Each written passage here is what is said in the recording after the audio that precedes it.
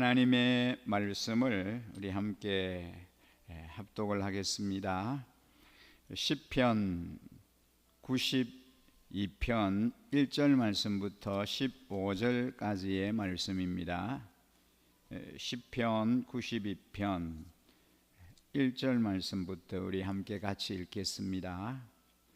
가장 높으신 하나님, 주님께 감사를 드리며 주님 이름을 노래하는 것이 좋습니다. 아침에 주님의 사랑을 알리며 밤마다 주님의 성실하심을 알리는 일이 좋습니다. 10줄 해놨기와 금은고를 타며 수금 가락에 맞추어서 노래하는 것이 좋습니다. 주님께서 하신 일을 생각하면 기쁩니다. 손수 이루신 업적을 기억하면서 환성을 올립니다. 주님께서 하신 일이 어찌 이렇게도 큽니까? 주님의 생각이 어찌 이다지도 깊습니까? 우둔한 자가 이것을 알지 못하고 미련한 자가 이것을 깨닫지 못합니다. 악인들이 풀처럼 돋아나고 사악한 자들이 꽃처럼 피어나더라도 그들은 영원히 멸망하고 말 것입니다. 그러나 주님은 영원히 높임을 받으실 것입니다. 주님의 저 원수들은 기필코 멸망하고 말 것입니다. 사악한 자들은 모두 흩어지고 말 것입니다. 그러나 주님은 나를 들소처럼 강하게 만드시고 신선한 기름을 부어 새롭게 하셨습니다. 나를 엿보던 자들이 멸망하는 것을 내가 눈으로 똑똑히 보며 나를 거슬러서 일어서는 자들이 넘어지는 소리를 이 귀로 똑똑히 들었습니다. 의인은 종려나무처럼 우거지고 레바논의 백양목처럼 높이 치솟을 것입니다. 주님의 집에 뿌리를 내렸으니 우리 하나님의 뜰에서 크게 번성할 것이다. 늙어서도 여전히 열매를 맺으며 진액이 넘치고 항상 푸르를 것이다. 그리하여 주님의 올곧으심을 나타낼 것이다. 주님은 나의 반석이시오 그에게는 불의가 없으시다. 아멘. 오늘도 새벽을 깨우며 주님의 전에 나오신 우리 성도님들을 환영합니다. 온라인으로 또 은혜의 자리에 함께 하신 모든 분들을 축복합니다. 오늘은 고난 속에 영광을 얻는 사람이라는 주제로 함께 말씀의 은혜를 나누고 싶습니다. 시편에는 의인과 악인이 서로 대립하는 경우가 자주 소개됩니다. 당장 시편 1편부터 보면 의인이 누리는 복과 악인이 당할 심판을 대조해서 소개합니다. 그래서 악인은 절대로 오래가지 못한다는 이런 말씀 때문에 우리는 악인 때문에 고통을 겪을 때도 위로와 용기를 얻을 수가 있습니다. 또 의인과 악인에 대한 성경 말씀을 보면 의인이 당하는 수치는 오히려 하나님의 영광에 더 가까이 나아가는 기회가 되고 의인의 내쉬는 한숨도 하나님을 찬양하기 위해 잠시 쉬는 호흡일 뿐입니다. 또 의인이 흘리는 눈물 역시 주님께서 주시는 기쁨의 동산을 가꾸기 위해 필요한 물이라고 할 수 있습니다. 오늘 우리가 함께 읽은 시편 92편도 마찬가지입니다. 이 시인 역시 하나님께서 악인을 심판하시고 의인을 형통케 하실 것을 분명히 믿고 있었습니다. 그렇기 때문에 이 시편 92편에서도 지금 현실이 어떠하든지 별로 문제가 되지 않았습니다. 설사 우선은 악인이 형통함을 누린다고 해도 시인은 전혀 안타깝게 생각하지를 않습니다. 그래서 보기에 따라서는 시편 92편 이 시인은 현실에 있어서 아무런 관심이 없는 것처럼 보이기도 합니다. 하지만 이 시인이 악인의 형통함을 억울해하지 않는 것은 결코 현실에 관심이 없기 때문이 아닙니다. 바로 하나님께서 악인을 심판하실 것이라는 사실을 그만큼 분명하게 믿고 있었기 때문입니다. 실제로 7절 말씀을 보십시오. 악인들은 풀처럼 돋아나고 사악한 자들이 꽃처럼 피어나더라도 그들은 영원히 멸망하고 말 것입니다 라고 합니다. 여기서 시인은 악인이 풀과 같다 그랬습니다. 여러분, 잡초는 특별히 돌봐주지 않아도 얼마나 잘 자랍니까?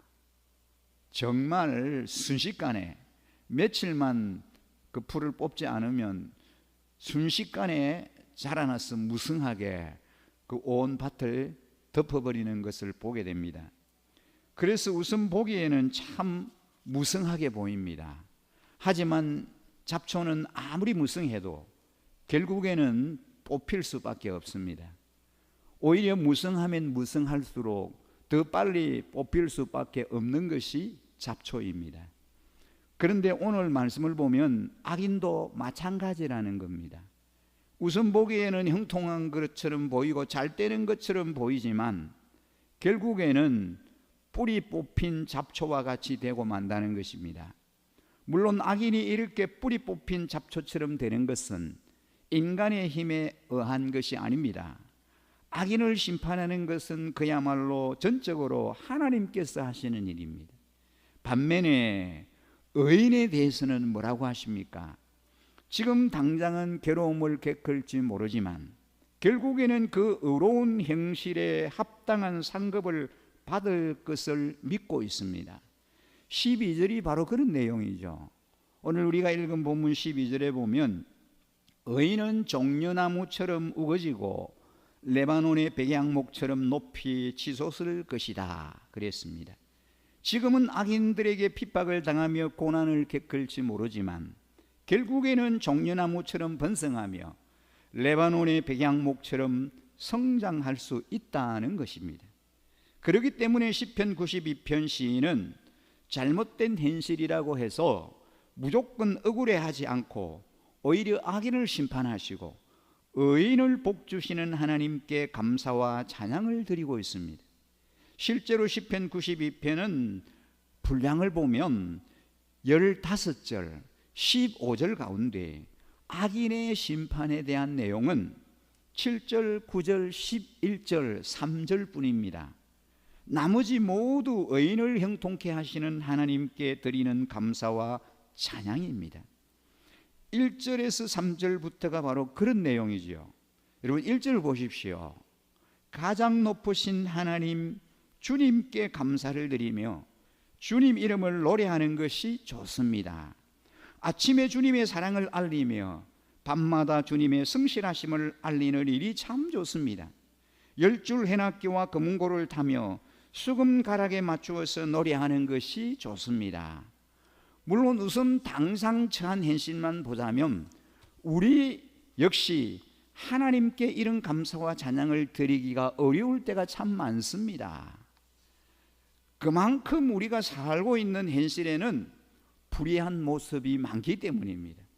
하지만 개인이든 집단이든 지금까지 우리 인간의 삶을 돌아보면 어떻습니까? 결국 하나님은 우리 가운데 드리워져 있던 불의와 잘못을 그야말로 잡초를 뽑는 것처럼 뿌리까지 뽑아주셨습니다. 그러기에 우리 역시도 바로 이런 하나님의 역사와 승리를 바라볼 수 있어야 합니다. 비록 현실은 여전히 불의와 거짓이 사라지지 않고 결국 하나님은 그 모든 불의와 거짓을 종국에는 다 해결하시고 물리쳐 주십니다. 바로 이런 믿음으로 우리 역시 시편 92편의 시인처럼 하나님을 찬양하고 하나님께 감사를 드리는 삶을 살아야 할 것입니다. 그런 마음으로 우리 본문 4절 5절을 함께 한번 보십시다. 주님께서 하신 일을 생각하면 기쁩니다. 손수 이루신 업적을 기억하면서 환성을 올립니다. 주님께서 하신 일이 어찌 이렇게도 큽니까? 주님의 생각이 어찌 이다지도 깊습니까? 오늘 본문 중에서 13절 15절에 보면 이런 말씀이 있습니다. 주님의 집에 뿌리를 내렸으니 우리 하나님의 뜰에서 크게 번성할 것이다. 늙어서도 여전히 열매를 맺으며 진액이 넘치고 항상 푸르를 것이다. 그리하여 주님의 올곧으심을 나타낼 것이다. 주님은 나의 반석이시요 그에게는 불의가 없으시다. 우리가 비록 나이가 들어서 육신은 점점 늙어진다 할지라도 하나님의 집에 심겨진 사람은 평생 청춘입니다. 젊음입니다. 그래서 성경은 말씀합니다. 나이가 들어도 그리고 세월이 흐르면서 어떤 일이 생겨도 항상 승리할 수 있는 길이 있다고 말합니다. 항상 청년의 모습처럼 푸르고 청청한 인생이 있다고 말씀합니다. 왜냐하면 그것이 곧 하나님을 경외하는 신앙 인생이기 때문입니다. 하나님을 경외하고 하나님을 섬기며 사는 사람들에게는 그런 은혜의 복을 주신다는 것입니다. 그런 인생은 나이에 상관이 없이 인생의 어느 시기이든 나이가 적든 많든 활기차게 기쁨으로 승리하는 삶을 살아갈 수 있다는 것입니다. 그렇기에 우리가 젊든지 나이가 들었든지 항상 우리 각자의 삶이 복된 삶을 살아가기 위해선 항상 여호와의 집에 심겨지는 순종이 필요한 것입니다. 이 세상은 물질과 환경과 사람 사이에 우리 모두가 심겨지기를 원합니다. 하지만 하나님은 먼저 하나님의 집에 바로 주님의 교회에 우리 모두가 바르게 심겨져서 그곳에서 받은 은혜와 축복을 누리며 이 세상에서 빛과 소금의 자녀로서 나누고 베풀면서 주님을 온전히 증거하며 살아가는 삶을 우리에게 원하십니다. 왜냐하면 나무가 심겨진 위치에 따라서 때로는 잘 자라기도 하고 말라 죽기도 하듯이 그 나무의 장래가 달라지기 때문입니다. 어디에 심겨졌느냐에 따라서 확연히 달라집니다. 오늘 본문에 나오는 종려나무와 백향목이 그 자체로 좋은 나무지만 더 좋은 것은 무엇보다도 여호와의 집에 하나님의 궁정에 심겨졌기 때문입니다. 우리 구주 예수 그리스도 이름으로 사랑하는 모든 성도들이 우리 한 사람 한 사람은 하나님의 집에 심겨진 아름다운 나무들입니다. 더욱이 예수 그리스도를 온전히 믿고 진심으로 사랑하는 우리들은 시냇가에 심겨진 종려나무같이 번성하고 백향목같이 자라는 복을 받은 사람들입니다.